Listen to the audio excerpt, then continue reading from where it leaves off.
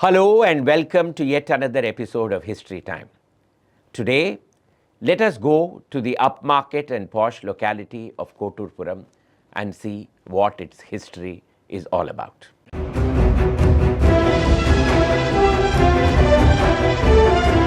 Kotturpuram is a recent locality, but Kottur, which gives its name to Kotturpuram, is an ancient village. It goes back to the 10th century. And as proof of that, we have an inscription in the Dandishwarar temple in Velachery, where a resident has made a donation at that time. And the village itself is identified as Velicheri in Kottur Nadu in Puliyur Kotam.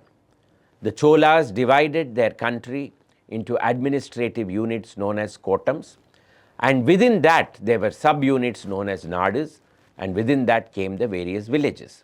And therefore, we know that Kottur was the administrative headquarters of a fairly large region in this area. Even today, many of the properties that are sold in Adar are identified as being part of Kottur village, which indicates to us what the extent of that ancient settlement was. Today, when you go to Kottur, you don't find much of all that.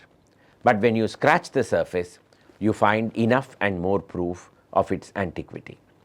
The first is a Shiva Linga, which was unearthed a few years ago and placed in a shed where it still remains. They now call it Kotishwara. We have no idea where the Lord came from, which temple he resided in, and what was his name initially. But as the Cholas were worshippers of Shiva, we can assume that he came from that time. Facing this shrine of Shiva is an enormous Vishnu temple that dates to the 16th century. The deity here goes by the name of Prasanna Venkateshwara and is in standing posture.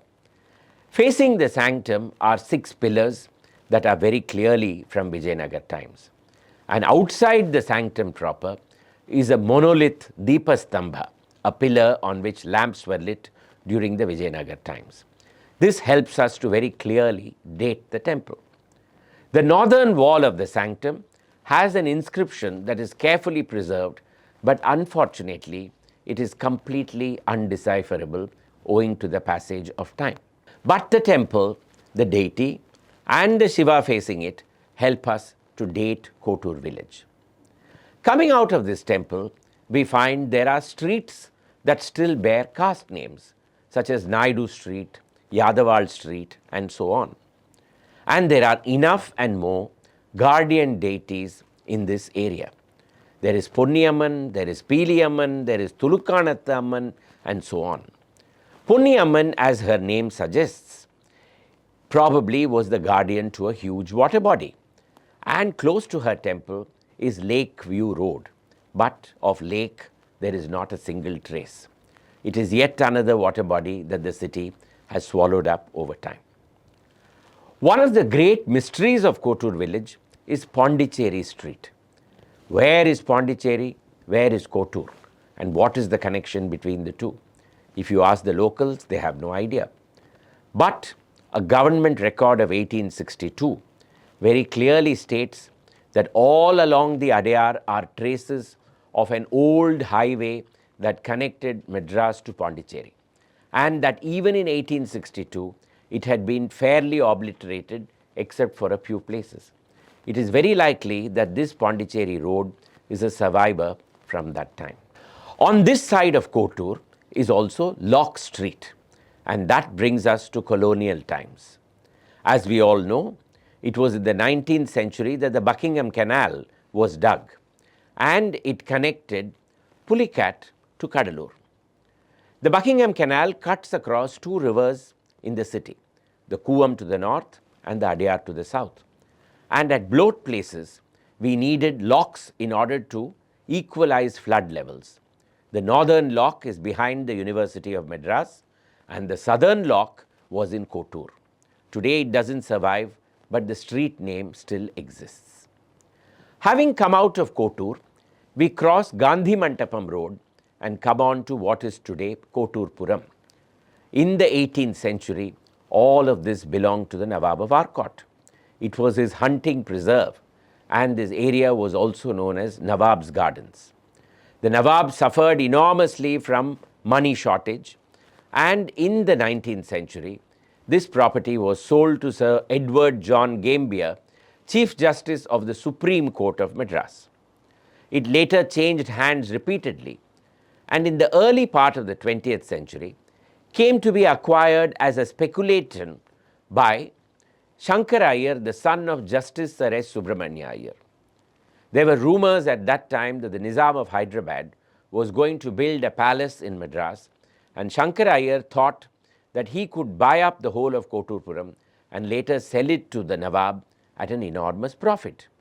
But the Nizam, known for being extremely careful with money, gave up on the idea, and Shankar Iyer was saddled with a large property that he did not want. He had also borrowed heavily in order to buy it, and therefore in 1926 the whole property came up for auction and was purchased by two well-known Chettiars of Madras, Raja Sir Annamalai Chettiar and Diwan Bahadur Murugappa Chettiar.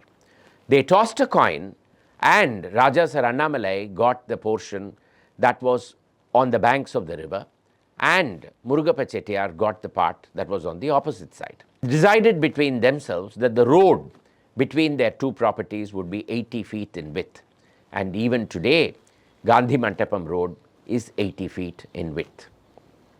Raja Sir Annamalai did not develop his side of the property, and it remained a huge forest till the 1950s, when his younger son M.A. Chidambaram got it as his share and decided to build his enormous residence there.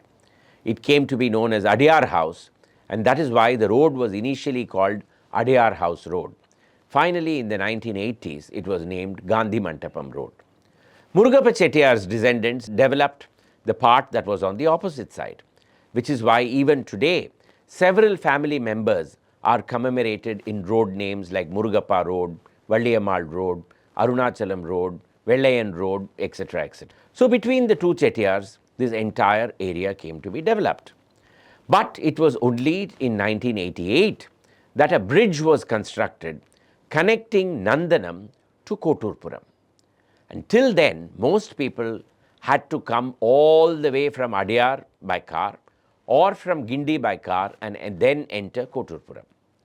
Many preferred to take a boat between Nandanam and Kotturpuram. And that is why even today, at the extreme southern end of Kotturpuram, you have what is known as Ferry Road. You go down that road and then you come to the river bank, then you see steps leading into the river. Those are the steps that people took till 1992 in order to take the ferry to cross the river. Can you imagine that there was a boat service on the Adar till that time, as recently as 1992? Close to Ferry Road is Ranjit Road. Ranjit Road takes its name from Ranjit Pratap, industrialist. His father, M.R. Pratap, who ran the Halda typewriter company, purchased an enormous parcel of land in Kotturpuram and built his house, which still remains the family residence. In the 1960s, when he moved in here, there was no road leading to his house. And when it was laid, the corporation asked him as to what name he would like to give. He decided to name it after his son, and that is how Ranjit Road came into existence. That, in brief, is the history of Kotturpuram. But can you imagine that it began in the 10th century? Chennai is full of surprises like that. If you like this episode, share it, like it, and subscribe to this channel. And I promise to be back with you with further episodes from the history of Madras, that is Chennai.